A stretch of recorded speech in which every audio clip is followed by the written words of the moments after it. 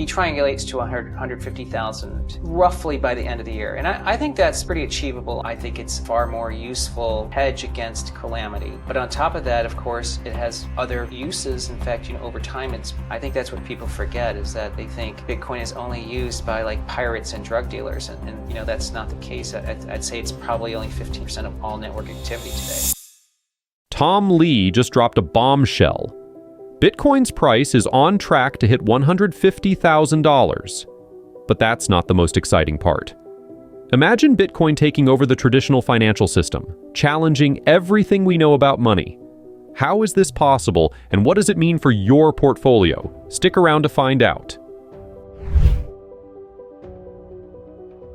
One, I would just point out, I think it's easier to have conviction on a longer term price than a shorter term, because in the short term, there's a lot more factors beyond fundamentals that affect price of anything that trades on a market. And, for instance, just recently, everything happening out of Germany and Mt. Gox is creating short-term headwinds and, potentially even breaking technical patterns, but it doesn't change where Bitcoin should be 5 years from now. But the price target of 150,000 is actually based on work from our head of digital strategy, Sean Farrell.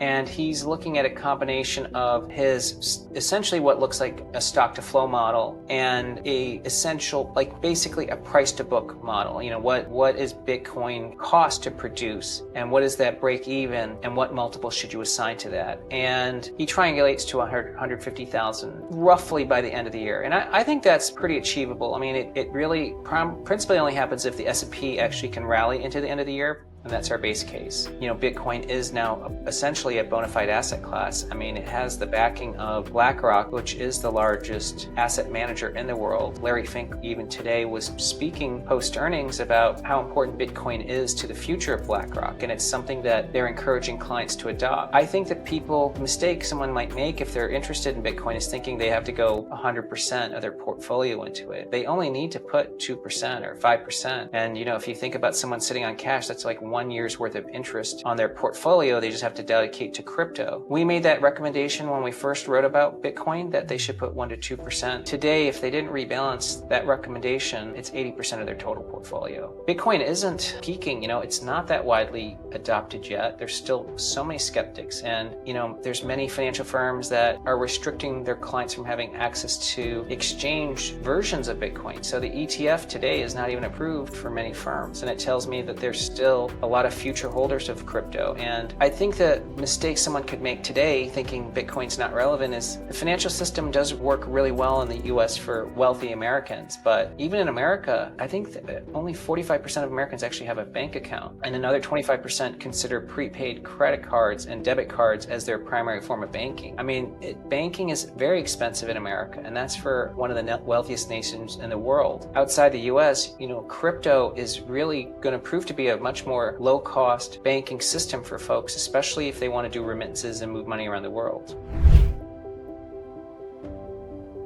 Maybe a sort of a minimum sort of target for Bitcoin, like, hey, when does Bitcoin have to reevaluate whether it's peaking is when the value of Bitcoin exceeds the value of above ground gold today, and that's 16 trillion. And the reason I think that's a fair benchmark is that, gold might have some industrial uses and it has jewelry uses, but the principal reason it's got 16 trillion of value is it's viewed as almost a singular hedge against currencies and against calamity. And to me, Bitcoin is far more resilient and useful if we were ever in a circumstance where you actually need to start using gold. I mean, if you try to, carry $1 million worth of gold, you probably need a couple friends to help carry that. You can carry $1 million of Bitcoin in a wallet, or, in your mind if you can memorize your address. So to me, I think it's a far more useful hedge against calamity. But on top of that, of course, it has other uses. In fact, over time, it's arguably going to be pretty widely used, maybe not for direct payments, but as a source of collateral or type of collateral. And so I don't know. So, it'll be some multiple of what gold is today, but I would say reaching 16 trillion seems somewhat reasonable.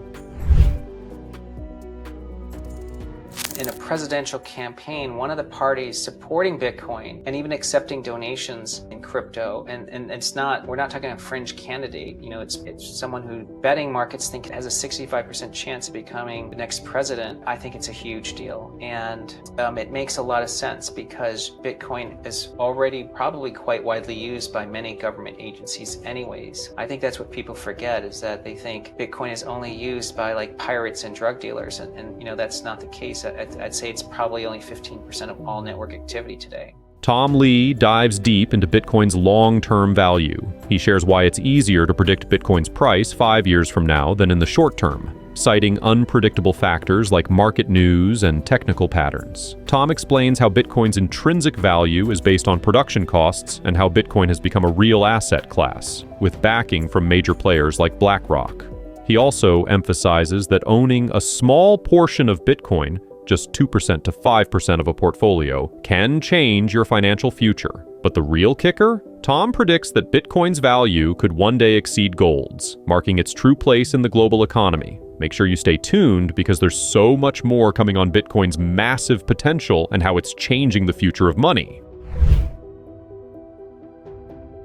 There is a generational bias against crypto, that those who are against it tend to be older, and that's because the traditional financial system suits them well, and maybe people know stocks and bonds, and they might know gold, but they don't really know if they care for this digital thing. But what people forget is that the global economy increasingly, the growth in GDP is increasingly native digital. I mean, AI is actually proving this. I mean, all of the value creation in AI isn't in the physical world, it's in the digital world. And is it an overestimation to say that in the next 10 years, 75% of all incremental GDP is native digital? If it probably is, then do we need arcane definitions like local currencies? And why wouldn't it be a digital-based money is actually the preferred way to actually settle payments? So I would say, to me, it looks like as time passes, this generational objection is going to disappear. I think Bitcoin's blurring, but even what the definition of money is, it's already blurred the definition of community benefiting from holding something. Because, in a traditional financial system, let's say you take Amazon and you have Amazon customers, and they contributed to the growth and the fact that Amazon is one of the largest companies today. It's really the customers and the loyalty of the community of buyers and sellers. But the only people that benefited from that are actually the shareholders, the ones who actually provided the capital to Amazon. So it didn't create value for the community itself. Bitcoin is so different, right? Because Bitcoin is benefiting those who are actually holding it and using it. And that's why I think it is really blurring what an asset is, because it's blurring loyalty and rewards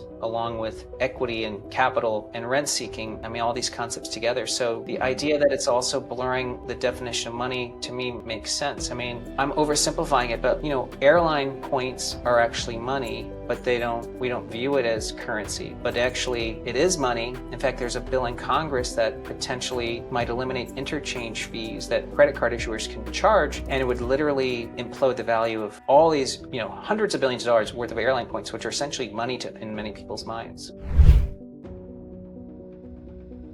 I'd understand why people are bearish, because, the Fed essentially was planning to give the economy a heart attack by raising rates at the fastest pace ever to kill inflation, and how the economy fared was a secondary consideration. But here we are, more than a year after the last hike, and the economy's actually doing pretty well. So there's an expiration of the risk of a recession. And I've been following markets for more than 3 decades, believe it or not. And so I've experienced and covered many recessions. Recessions rarely happen when markets are all saying a recession is imminent.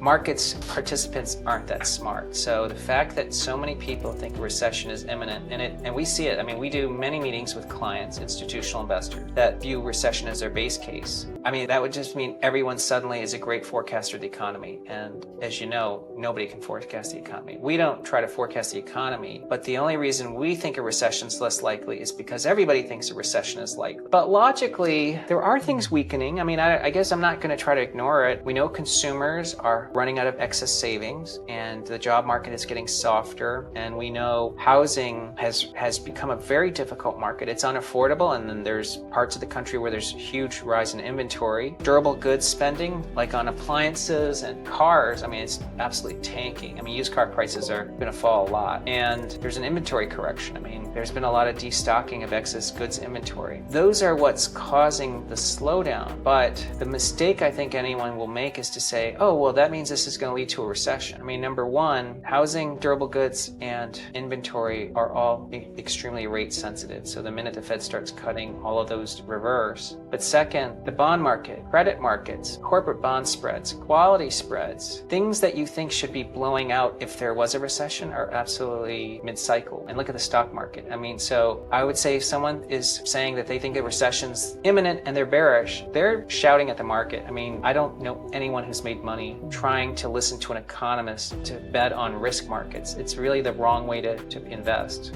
Tom Lee's insights show that Bitcoin isn't just a digital currency, it's the future of financial security. With its potential to reshape economies and outperform gold, Bitcoin is already proving to be a game changer. Are you ready to take action? Don't miss out. It might just change your life. Subscribe for more insider crypto tips.